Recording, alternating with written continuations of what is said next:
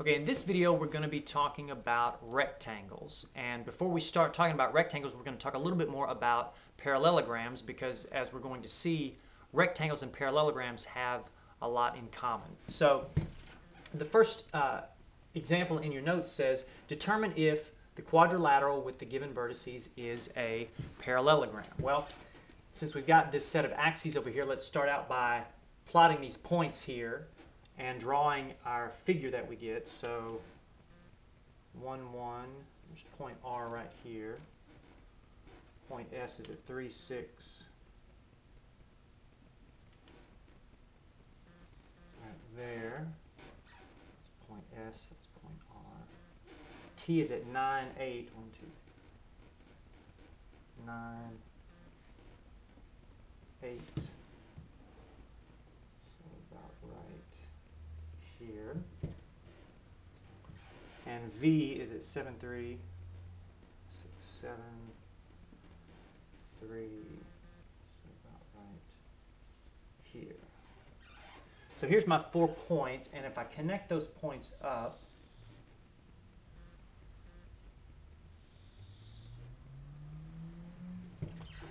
then my figure kind of looks like a parallelogram, but I want to go by more than just, it looks like a parallelogram. I want to actually show that it is in fact a parallelogram. And I remember that my definition of a parallelogram is a quadrilateral in which both pairs of opposite sides are parallel. Well, if I can show that each pair of opposite sides here are parallel, then I will know that this is a parallelogram. And I can show that these two sides are parallel if I can show they have the same slope. Well, I remember that my slope formula is y2 minus y1 over x2 minus x1. So I've got all these points here. All I need to do is determine the slope of each of these 4 segments. So let's see what we get here. Let's find the slope of, let's start with RS. So slope of RS, that's the slope between these 2 points here. So let me call this, I'll call these x2 and y2, and this is x1 and y1. So let's see, y2 would be 6 minus 1 over 3 minus 1. So that gives me 5 over 2. All right. Now let's find the slope between, let's see, we got RS, let's do between T and V. So let's see, here's T and here's V. Let's see, let me call this my x2 and y2, so let's see, that'll be 3 minus 8 over 7 minus 9. So 3 minus 8 is negative 5, 7 minus 9 is negative 2, which is 5 over 2, and sure enough, these 2 segments are parallel since they have the same slope. So let's see, let's try segment ST, the slope of segment ST. So let's see, that's going to be 8 minus 6 over 9 minus 3. So let's see, 8 minus 6 is 2, 9 minus 3 is 6, and I'll go ahead and reduce that to 1 over 3. All right, so that's ST. Now I just need the slope of RV. So let's see, R and V. Okay, so 3 minus 1 over 7 minus 1. That gives me 2 over 6, which is 1 over 3. And sure enough, these 2 slopes are the same. Therefore, ST and RV are also parallel. So I have just shown that RSTV is a parallelogram because I've got these 2 slopes the same and these 2 slopes the same. So both pairs of opposite sides are parallel. Now, let's go ahead and define what a rectangle is. Most of you are probably familiar with a rectangle. We're going to go ahead and say our definition of a rectangle is a quadrilateral with 4 right angles. All right, so if our definition of a rectangle is a quadrilateral with 4 right angles, this next example says determine if the quadrilateral with the given vertices is a rectangle. Well, in order for it to be a rectangle, it has to have 4 right angles. And let's go ahead and plot these points here and connect them up and see what we get. 2, 2. That's point R. 0, 6. That's point S. T is 6, 9, 5, 6, 9. So about right here. And V is 8, 5.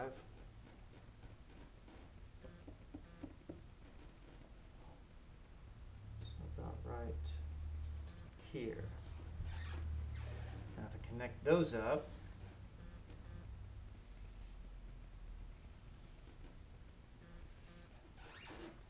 and it does kind of look like RSTV is a rectangle, though again, we want to go by more than just what it looks like. We would like to actually be able to show that it's a rectangle, and we can show it's a rectangle by showing that we have 4 right angles here. Well, in order to show that those are right angles, I would need to show that, for example, at this angle right here, that this segment RS is perpendicular to this segment RV. Well, I know a way to show that 2 segments are perpendicular if I could just find the slope of this segment and the slope of this segment.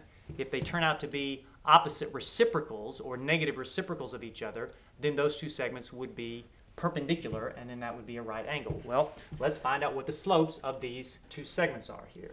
In fact, let's go ahead and find the slopes of all 4 of these segments. Let's start with RS. So slope of RS, let's see, that's going to be 6 minus 2 over 0 minus 2, which is 4 over negative 2, which is negative 2 over 1. Let's see, the slope of ST, let's see, that's going to be 9 minus 6 over 6 minus 0.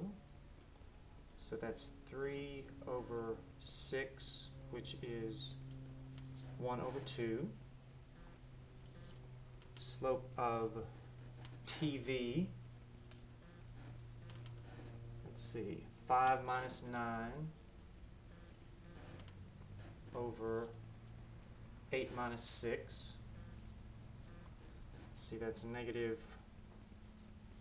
4 over 2, which is negative 2 over 1. And finally, the slope of RV, and let's see, 5 minus 2 over 8 minus 2. That's 3 over 6, which is 1 over 2.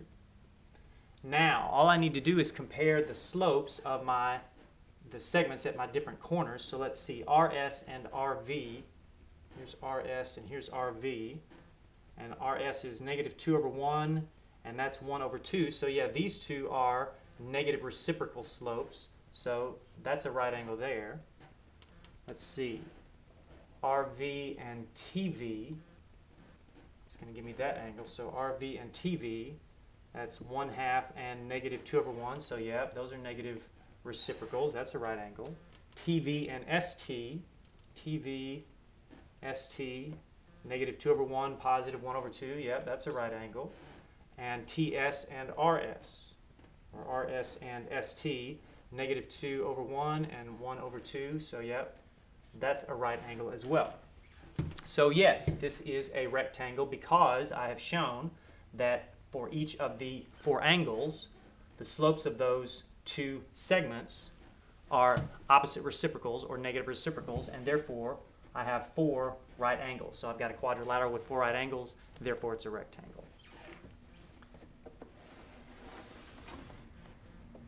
Now, we're going to talk a little bit about properties of a rectangle. Now, we actually have a whole lot of properties of a rectangle simply because, if you'll notice, in this previous slide here, I should have pointed this out.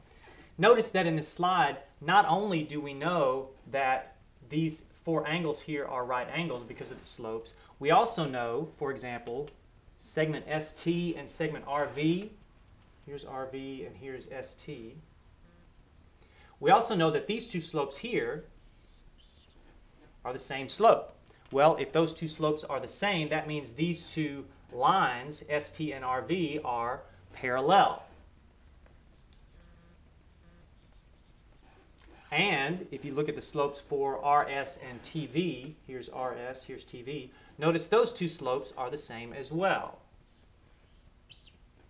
Which means that these 2 lines are also parallel. So, in other words, not only is RSTV a rectangle, it's also a parallelogram. And that's true about all rectangles. All rectangles are just a special type of parallelogram. Well, since all rectangles are just a special type of parallelogram, that means that the properties of a rectangle, not only does a rectangle have certain properties specific to rectangles, it also has all of the properties of a parallelogram. For example, one property of a rectangle, all 4 angles are right angles. Why do we know that a rectangle has this property? Well, just because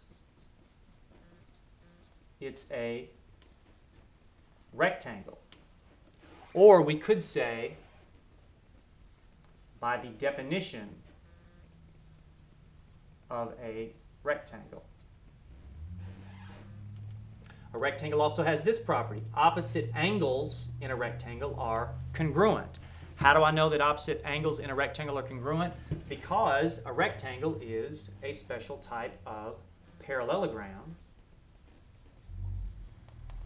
And if you look back in your notes on parallelograms, you'll notice that one of the theorems that we looked at that talks about the properties of a parallelogram is that opposite angles of a parallelogram are congruent. So the reason we know opposite angles of a rectangle are congruent is because it's a parallelogram. Or we could also say by the definition of a parallelogram.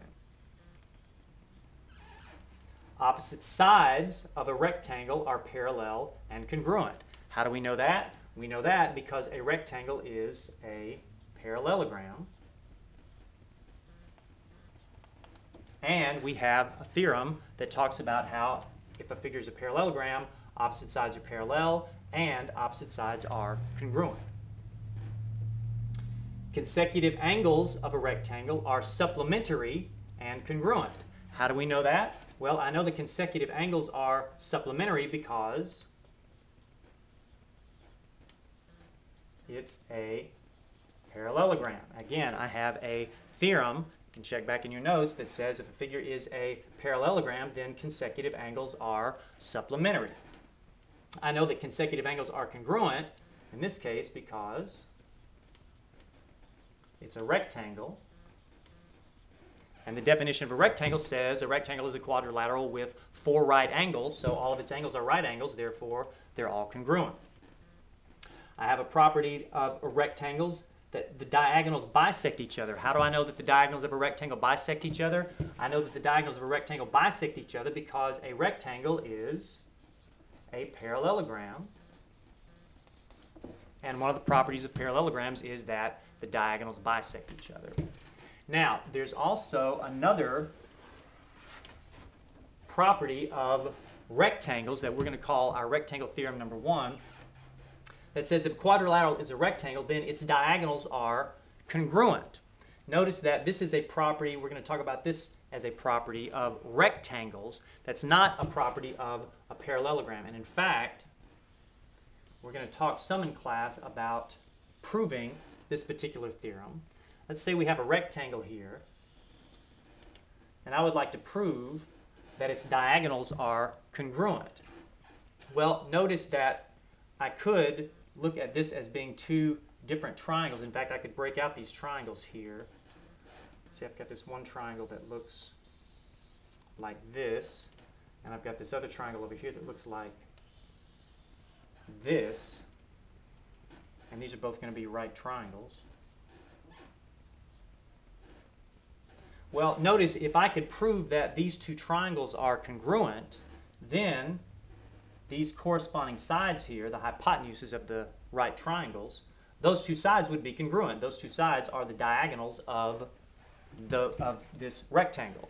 So all I need to do is show that these two triangles are congruent, and I've proven my theorem.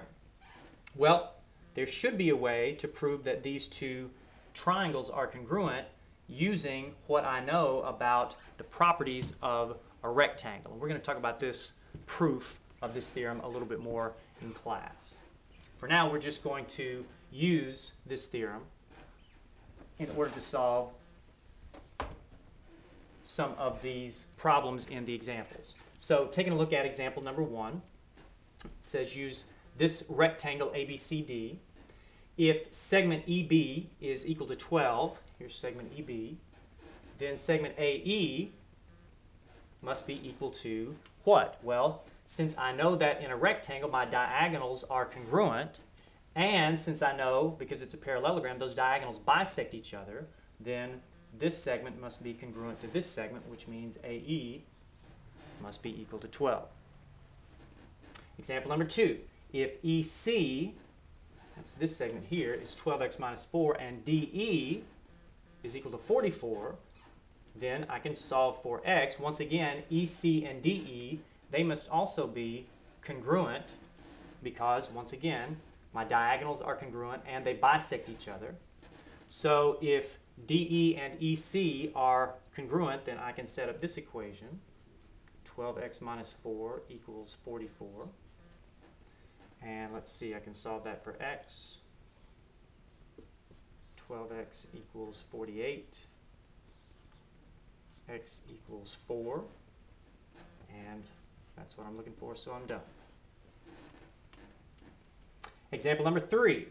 If segment AE equals 5x minus 2 and segment DB, that's this diagonal, equals 6x plus 16, then find the value of AC. Okay, so I think I'm going to have to find the value of x first. I'm given AE and DB. Well, AE is only going to be half of DB, so in order to set these equal and make an equation, I'm going to want to say 2 times AE is equal to DB. So I can solve this for x. 2 times 5x is 10x minus 4, using my distributive property here, equals 6x plus 16. And let's see, let me add 4 to both sides. Using 10x equals 6x plus 20. And let's see, if I subtract 6x from both sides, then that gives me 4x equals 20. And that gives me x equals 5. And now I'm trying to solve for the value of AC. Well, I don't have an expression here for the value of AC. However, because I know about rectangles, that their diagonals are congruent, I do have an expression for the other diagonal, DB. So I can just plug my x in here for DB, and DB is going to be the same measure as AC. So let's see, if I plug 5 in for DB, then I have DB equals 6 times 5 plus 16, which is 30 plus 16, which is 46. Therefore, AC must be equal to 46. Now, on your last example here, or rather example number 4, it says if the measure of angle EAD is 49 degrees, then find the measure of these other two angles. So let's take a look at this one. Angle EAD, let's see, EAD, so that's this angle right here. EAD is 49 degrees, and it's asking me to find the measure of angle AED, AED, so this angle here, and also the measure of angle AEB, AEB, which is this angle right here. So if I want to find the measure of this angle, I notice that I have a triangle here, and I also notice that it's a particular type of triangle. Since I've got this side and this side congruent, I know that I have an isosceles triangle here, and I remember that in an isosceles triangle, the measures of the angles that are opposite the congruent sides are also congruent, which means that this angle here must be 49 degrees. Well, now I know these two angles in this triangle, so I can find this angle. Once I know this angle, I've got a linear pair there, so I can find that angle. So I'm going to leave the rest of this problem for you to solve, and also notice that your remaining problems, 5, 6, 7, and 8, they all deal with angles in this figure. So keep in mind that you've got not just rectangles here, and you can use your properties of a rectangle, but you also have triangles, and you can use the properties of the different triangles in there. So I'm going to leave the rest of those examples for you to work on your own, and we'll take a look at these in class tomorrow.